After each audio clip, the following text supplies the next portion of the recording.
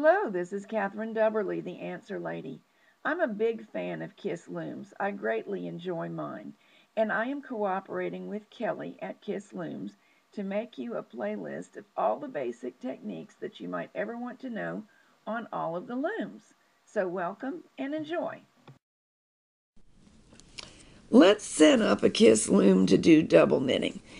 Right now, this is two sides of a loom that were set up to use separately. So we'll take them apart and set aside all of the hardware. I still call it hardware even though it's all nylon, so I don't know if it's truly hardware, but what else would you call it? We're not going to use the pin boards at all for this process. They are not used in double knitting. So I'm just going to save the screws and the washers and set that aside. And we'll do the same thing with this one. Double knitting, in case you're not familiar with it, is a wonderful way of knitting on a knitting board that results in a two-sided, completely reversible fabric. Unless you purposely make it otherwise, the fabric looks exactly the same on both sides, and it does not curl at all. So we're going to use both pegboards, and they need to be set up like this, but they need to have a space between them. Your space may be created either with your single peg ends or with a stack of these washers in between. Because it's quicker and easier to show you on film, I'm going to use the single peg ends. But you do need to know that washers are a possibility because the gauge of the knitting is determined by the distance between these pegboards. Now I've got something wrong here, unless I wanted it this way. But my pegs are close to the outside of this board, and they're on this side of this board. And normally, we set them up so that they are the same. Now, this would be a normal setup.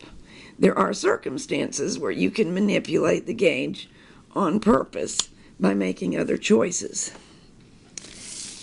Your loom probably came with these longer bolts.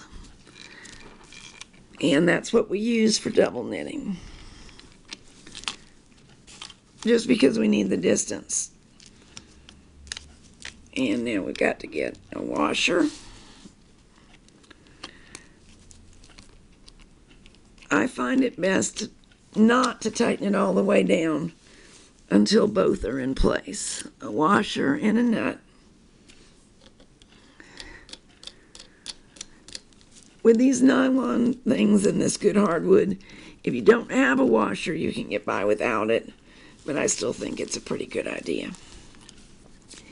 In this case, the pegs on the end do not need to be aligned in any particular way, except that they need to get out of the way, because we won't be knitting on them. They're only creating space. I've got this a little tighter than I should. You want to be careful not to over-tighten. Needs to be good and snug. But because I'm an outdoorsy, firewood bringing in sort of woman, I have quite strong hands, and I can even over-tighten them manually. And if you do that, you risk warping the boards. So let's not do that. Okay, this is it. That's all there is to setting up for double knitting. And to make things simple, I am going to go to another video and we'll knit using the double knitting board.